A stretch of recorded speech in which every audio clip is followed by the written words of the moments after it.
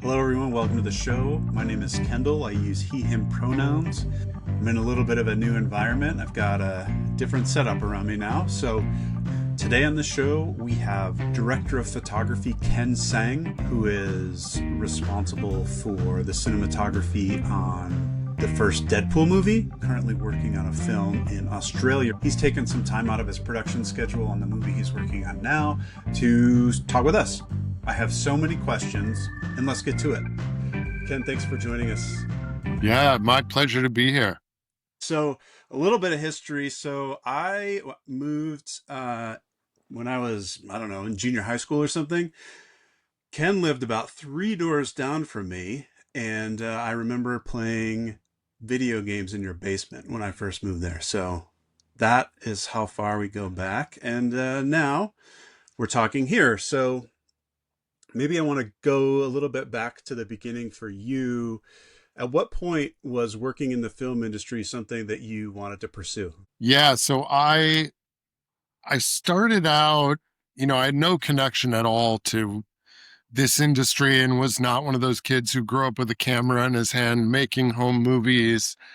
I was in business school and I started taking kind of cool, weird electives just because I wanted to sort of spread my wings. And I took a world cinema class and we had a whole section on the French New Wave, which is this amazing period in cinematic history where sort of the first fringe, very artistic, social commentary films were being made in Paris by two filmmakers, Jean-Luc Godard and Francois Truffaut. And so I had this whole unit in this class on these movies, and I saw one movie called Shoot the Piano Player, and another movie called Masculine Feminine. And these movies blew my mind and just like cracked open everything for me and made me question what I was doing. What's the time frame? The French New Wave, we're talking uh, late 60s, early 70s, French Okay, cinema. Yeah. cool. Highly recommend watching some of these movies. Kind of the most famous would be Breathless or 400 Blows in terms of Okay. that area, that time.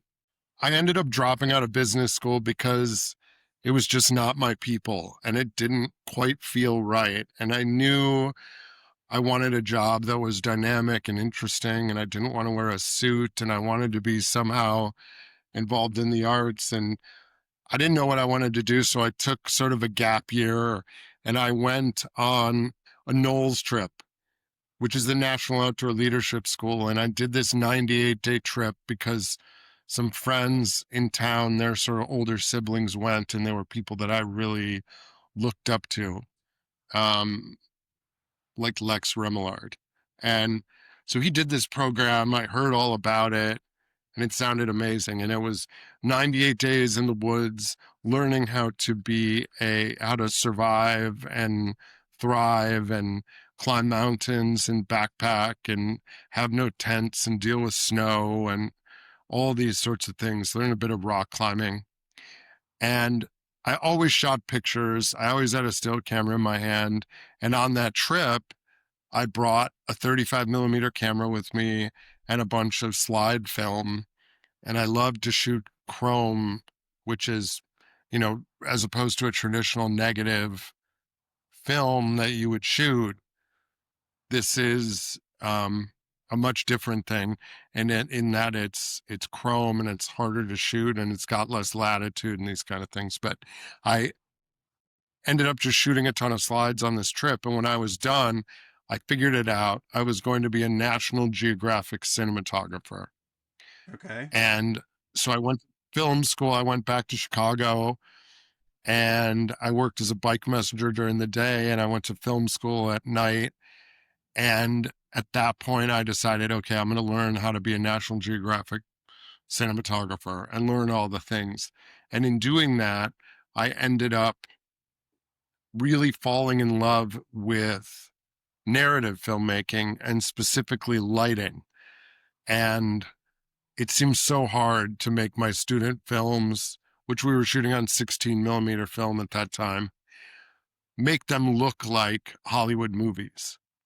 It was like impossible to me. Hmm. And so I became totally obsessed. And it's at that point that I sort of course corrected and I started working in a lighting house.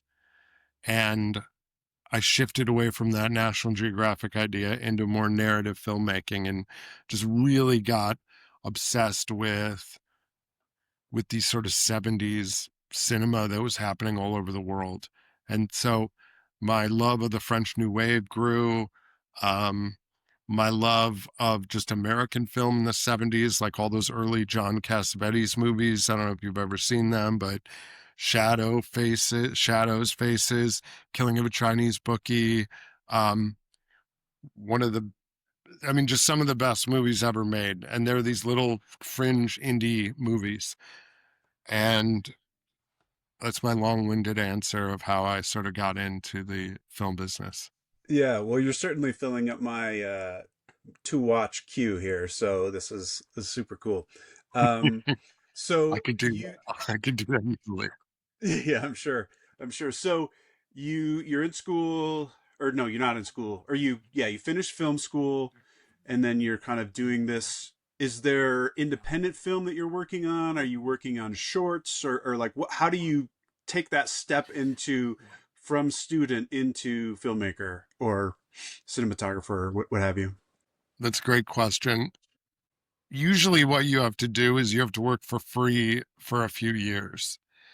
So during film school, everyone would have projects and you would kind of, it would be assumed that you were going to help out on other people's projects. So, for instance, a friend would have a short they were doing on the weekend, and they might ask me to be the gaffer, which is like the head lighting technician, or they might ask me to be the key grip, or the camera assistant, or the camera operator. And so, those few years that I was in film school, every single weekend was like loading up like this old car I had with C stands and lights and cameras and driving out somewhere and working crazy hours and returning all the gear and just sort of that's how we all learned. And I really loved that community and that idea of just making these like art projects together. And that's sort of when I really started falling in love with it. And while I was sort of doing all these indie movies, I got a job at this lighting house in Chicago loading trucks for commercials and movies. And so I was sort of a shop guy and I would learn how to like fix this light, fix that light, load the truck. I was responsible for loading trucks and worked for an amazing gaffer, this guy, Todd Thomason, and Lamar Bloodworth, Todd was a very intense guy to work for, and the standards were very high. And he sort of taught us how to live and work on set, which was like, you've got this Secret Service earpiece in, your arms are behind your back, you sit against the wall, you listen, everything is perfect, everything looks, the cables on the floor are all wound perfectly. And when someone calls for a light, you know exactly what stand to bring and what kind of light cutting. And when this is called for, that happens. It was this like very militaristic way of working. And I think it really set this high standard for me of how to get things done and how to operate that really kind of helped me in my on my path. Is that something that you continue? Because now you're in a different role, obviously, like you're director of photography, so you're kind of running the whole experience and you're leading teams. So do you lead your teams in that same way? I'm open. I'm more open now than I used to be because I am quite lucky in that I get to work with the best crews in the world when I go places. For instance, I'm in Australia right now and I'm working with, the top crew in Sydney. And I've got all these people. So people have different working styles, and I've really learned to not try to bend everything to my to my will like I used to at the beginning of my career. So I'm very open to working styles, and some people have that militaristic sort of way, but most don't. And most are a little more loose about it, but the work gets done. And And yes, but that was a great way to come up because I think I learned what was possible and what excellence looked like. So it was great.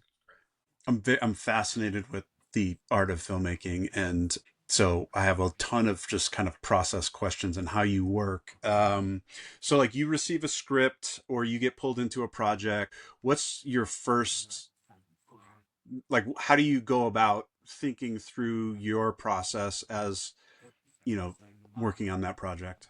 Yeah, so as a director of photography, I'm not sure how much your audience knows about it, but it's a director of photography's job to interpret the script with the director, and we are responsible for executing the photography of the film, and we're in charge of all the visuals, all the lighting, all the rigging, all the camera work, and the look of the film in the end.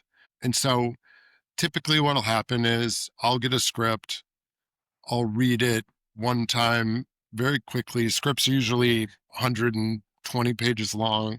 So I'll read a script, and usually I love to just sit on it and kind of ruminate on what it could be. And I've kind of got these ideas in my mind of, oh, it would be really interesting if we use this kind of lighting for this character. And it'd be really interesting if we use these, really high speed cameras for this section. And this part maybe will look kind of like film noir because of this character trait that we're trying to embody, or we're trying to pull the audience back into time. And so that's really the first step. And then when I read it again, every time, unless we're working with a director that we've worked with in the past, we're interviewing for jobs constantly. So every time it's freelance, and you're always sort of, I have an agent, and my agent will call me and say, oh, there's this big movie happening, but they're interested in these cinematographers, but we think we might be able to get you in this way. Or, there's this other movie, and I'll say, oh, I've got a connection to that person. Let me work on that. And so it's always like hustling to sort of find an inroads. But once I get an interview with the director, I'll do that first read, then I'll do a second read. And at that time, I start to make a ton of notes of my questions for the director, my interpretation of the script, ideas that I'm excited about. Sometimes I might be worried about a part of a film that if it's shot a certain way, I'll have a lot of reservations about it. So I'll oftentimes think, okay, what is the best version of this film? And maybe it's a comedy, maybe it's a drama, maybe it's an action film, maybe it's a horror film. So tonally, those are all very different things. And I'll have a meeting with the director where I'm trying to really calibrate my thoughts into a very succinct way of thinking about the photography of the entire movie. So I'll do a keynote, or where I'll pull images, and I might say, this character should feel like this. This character should feel like this. These are the type of rules that I would like to impose on the filmmaking, because I'm a big believer in setting up guardrails to how you work. Like, whenever we're with this character, we only use wide lenses close to them. We are only handheld in these kinds of scenes. These scenes, we're going to use more robotic crane type movements in and out. And color theory will be a big part of it. And the texture of the film, like maybe this needs to be grainy and feel handmade and messy versus something that might want to feel slick and sort of robotic or built artificially. And then in the process, does the director also come with those ideas as well in terms of, hey, I want it to look like this, and so then you kind of collaborate in that space, or like how does that Absolutely. work? Absolutely. Because it's you know, ultimately I'm getting hired by and working for a director, but the best relationships and the ones that I seek out are these sort of no ego, best idea wins atmosphere of working. And I'm in Yeah. one of those right now, which is amazing. And, in that regard, I might say, oh, I think this is interesting. What do you think about this? And he might say, or she might say, oh, that's a great idea, but I was thinking of this. And then we'll sort of like start working off of each other. And then I'll be like, oh, interesting. You want to harken back to this other moment. So we want to use this kind of camera work here. And now I understand, because typically I might have thought about the script for 2 weeks. They've probably been working on it for a year. Yeah. So, and there's different kinds of directors. There's directors I work with who want me to be in charge of almost all the visuals. And they're really about story and they're really about intention and they're really about actors. And then there's other directors who might really know what all the shots they want. And I'm really lighting and then suggesting shots. But I typically try to steer myself into the situations where it's really this 50-50 collaboration and everything is just this flowing of ideas. And so now that I have a lot more experience and films under my belt, I can sort of feel what it's like when I meet a director and sort of try to steer myself into those types of relationships because, I've also had relationships that weren't great.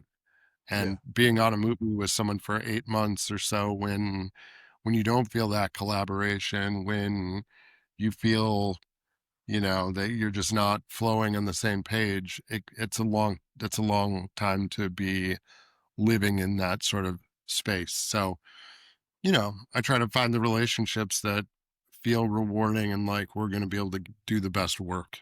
Yeah. Are there other, like you talked about your relationship with the director, are there other relationships in terms of shaping the course of a movie, or is it pretty much the director of photography, the director, and then kind of it all stems from that, or is there other kind of players in the mix there? No, that's a very good question. So, stemming from that interview process, if I get the job or, get to round two or whatever, I might meet up with the production designer. And the production designer is usually on before me and they're interpreting the script the same way I am and would have a similar sort of interaction with the director where instead of showing them like colors and images and paintings and film reference that I might show them, they might show them similar things, but having to do with like architecture and lighting and environment and place. And so once I get the job, it's really a collaboration, especially in the beginning of the film, with the production designer, the costume designer, the director, and myself. And now there's a lot of visual effects heavy films. So another really important element is the visual effects supervisor. So, that's an area that, they get Oscars for that. And there's a reason that is such a key thing because in a lot of movies, they're doing a lot of heavy lifting and they're building worlds beyond the concept drawings that the production designer would make. So I would say to answer your question, the main collaborators are costumes, hair, makeup, um, the production designer, visual effects. And right now I'm on an action movie. I'm shooting Street Fighter and the stunt coordinator is a massive part of that team. And, that depends on an action movie. Maybe you have a stunt coordinator who does like a car accident and a chase down the street or something, but that's it. But on this movie, it's a massive, massive part of the film. So those are the collaborators that I'm working with and Yeah. producers.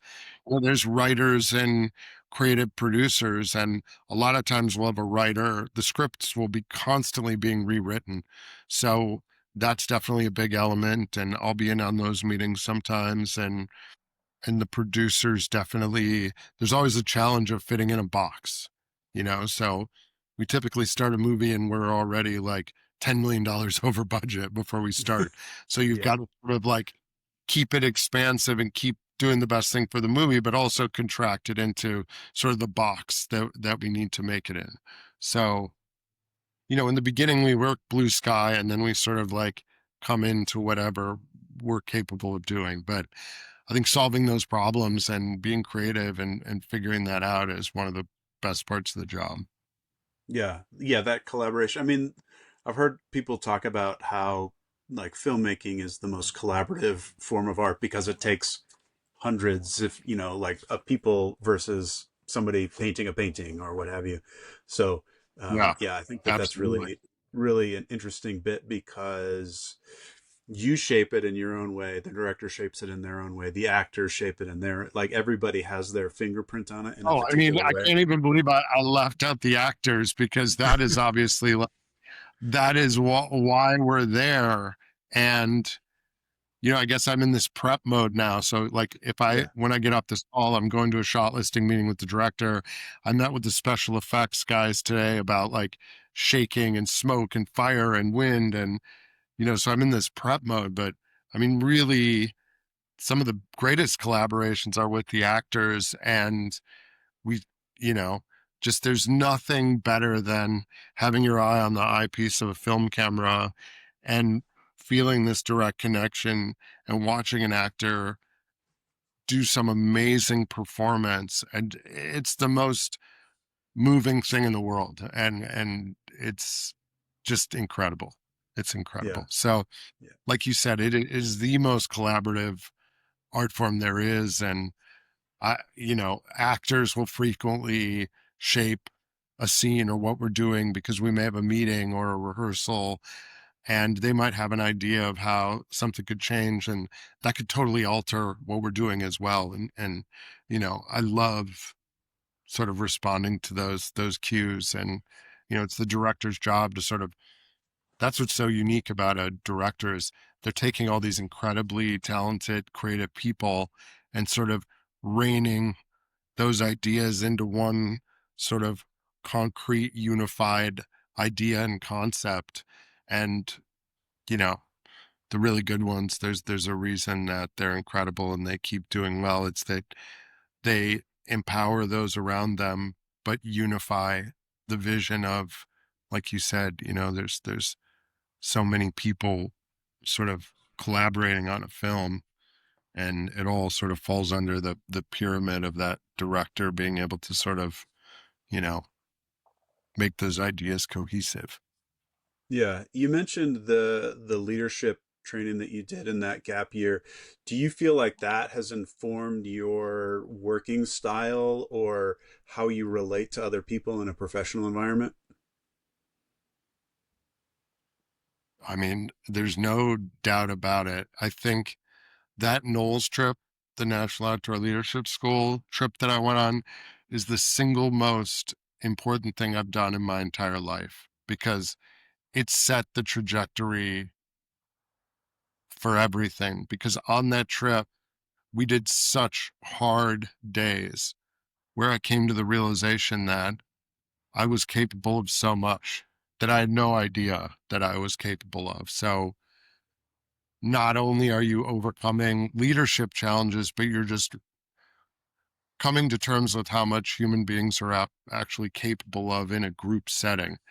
And so I would say it was more the confidence that it gave me to feel like I could chase this career that seemed so far away from suburban Chicago, but also just to be able to get in front of people, feel confident leading those people. And, you know, to back to your question, the main thing is just life experience with people in challenging situations. And I truly believe that as leaders, we get better with age because of that life experience, and trying things that don't work and trying things that do work. So absolutely that experience was so critical to everything. And I mean, if anyone listening to this podcast is sort of trying to figure out what to do with their life, I feel like there's nothing better than going on a trip like a NOLS trip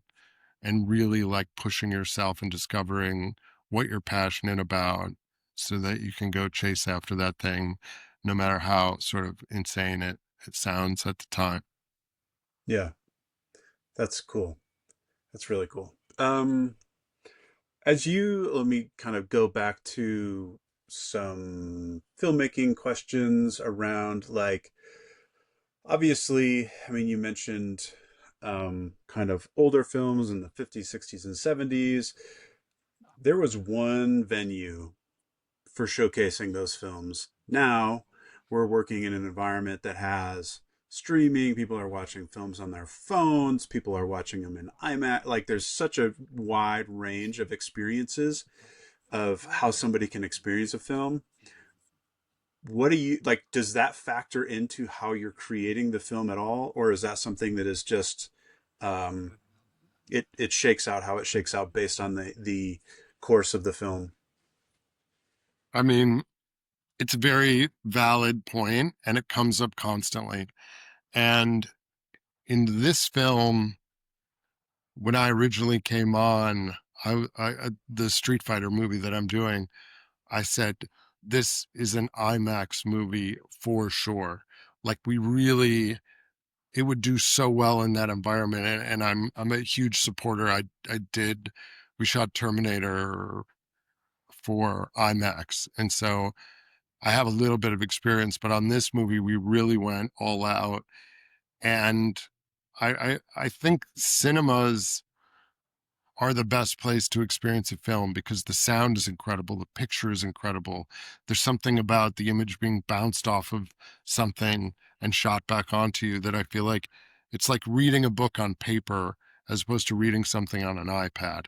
It it imprints onto your brain in a way that you remember it and it stays. And that's something that I don't know if science has explained, but there's definitely something to be said for that. And many people, I think, agree with that concept. So, you know, I love cinemas clearly, but yes, we're making movies for all kinds of things and making commercials as well, which is another thing I do. And so we're kind of always talking about like, oh, people are going to see this on their phones. We should make this thing bigger. We should use lighting that really draws your eye to that thing so people watching it know what it is. And when, it's unfortunate that the theater is a less visited place and that many people feel like they have a great TV at home and a great sound system and you can get up and go to the bathroom and have pause. And so I think most people are watching most things at home.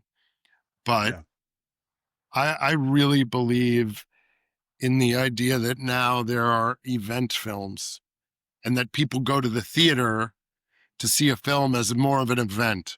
And I think as kind of sad as that makes me, I understand the realities of that. And something that we're doing on this film is trying to make a really big film for IMAX that is an event piece so that people are going to want to go to the theater and talk about it because of the camera work, because of the lighting, because of the sound. And so that's just the way things are now. So if you want to make a really big event film, like you better excel at those elements. You know, right. you got to make the little jizz beautiful. You've got to the music, everything has to really tie together in a beautiful, cohesive way that doesn't feel like you're watching a TV show.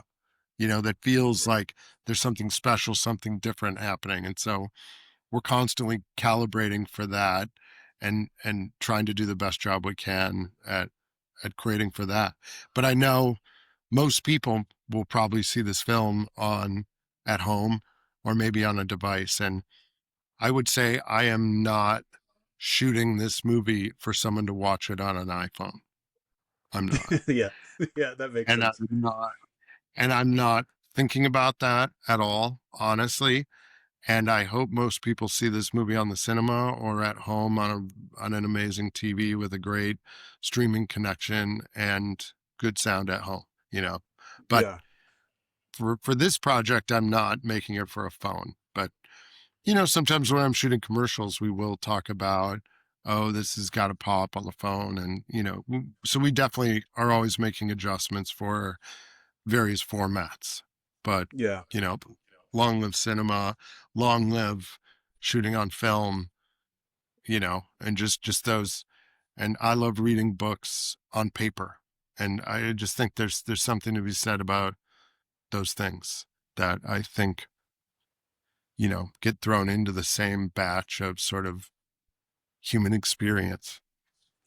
Yeah, I mean, I think that there's an idea of art and there's an idea of craft, and they're a little bit different in my mind, but like your craft of filmmaking, your craft of shooting a movie, and then the art, like there is an overlap there, or the Venn diagrams I think overlap sometimes a ton, sometimes not as much, but um like it seems like you really honed your craft over the years, really learning the lighting, learning the photography skills.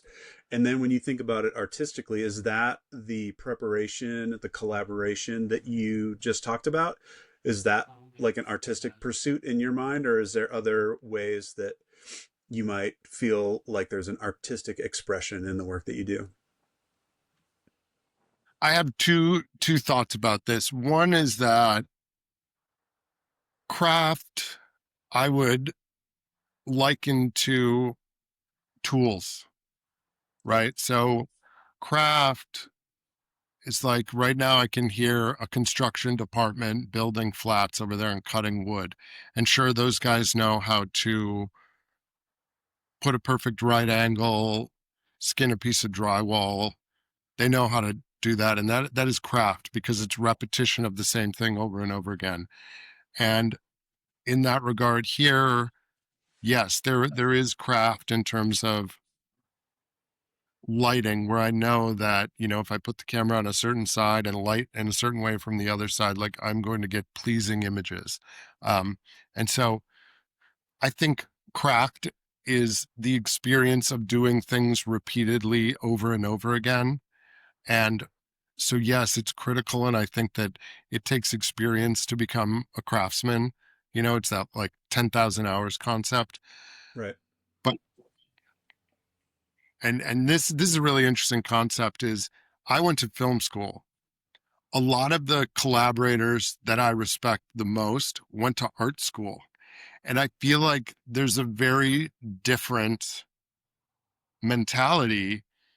And as someone who went to film school, which I suppose you could call a craft school, or a trade school sort of, because you're learning how to do a certain set of jobs well. And I think I've had to train a lot of that film school mentality of like, this is what beautiful lighting looks like. These are the rules of cinema. Follow the 180-degree rule of like visual continuity.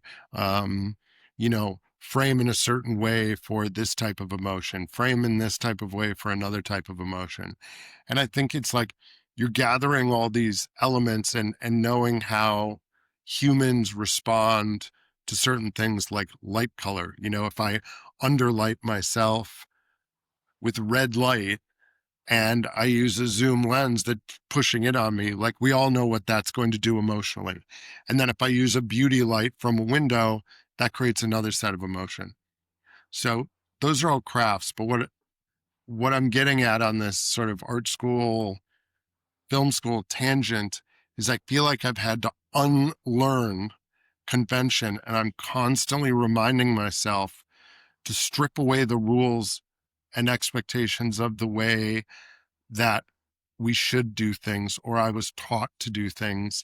And now having this toolbox of sort of craft to work from, but how can I throw everything I know away and reinvent new ways to do things where it's almost like a child painting a beautiful Jackson Pollock type finger painting, which could be like the most beautiful thing you've ever seen, and you don't know why. And so I think it's like the real trick for me is to have the 10,000 hours of experience, to have all the time in to understand the craft, but to really consciously try to throw it away and start new. So things don't become tired and they don't become sort of repetitive in process. So hopefully that kind of answers your question about Yeah, that for sure. that concept of craft versus art. Yeah, I'm curious if you have any kind of rituals or processes that you go about trying to discard those rules and that rigidity that you might have taken from film school, or, I mean, any sort of training? Like, is there a process that you use?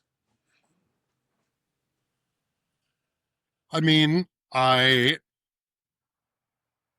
definitely try to remind myself when I'm in those conversations to sort of throw away convention, close my eyes, and think about it. And it's tricky because your immediate response is, I know how to solve this problem because I've done it successfully in this way before. Yeah. Or I've seen this work, or I saw that film and they did a really good job of communicating that emotion in that type of way. Or or sort of tricking the audience and then pulling it back. And I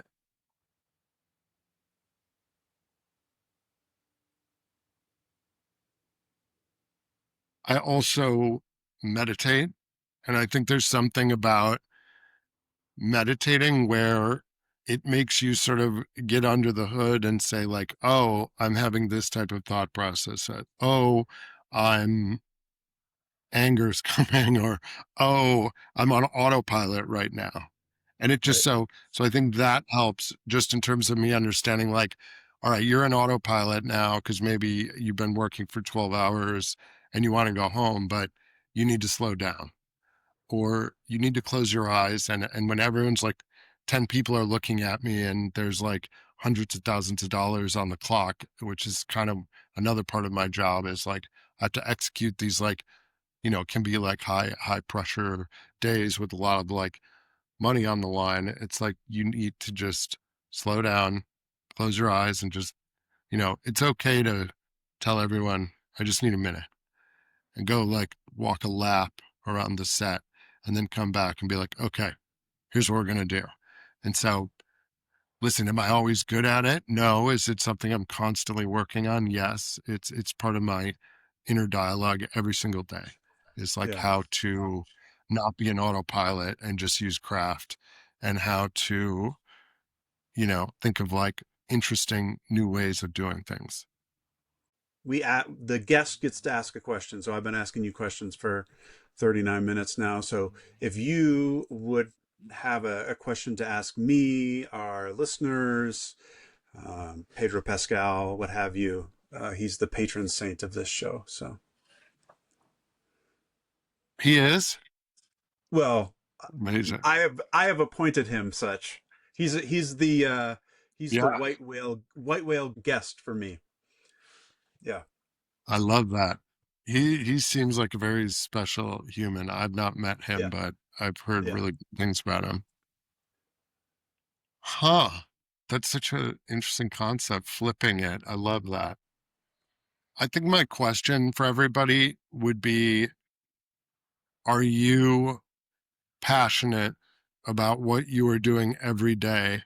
And are you chasing that thing you're passionate about? And are you reinventing yourself and constantly trying to be better? And, I guess I'm just asking it because it's just something that as someone who's getting older, it's like, how, how can I evolve?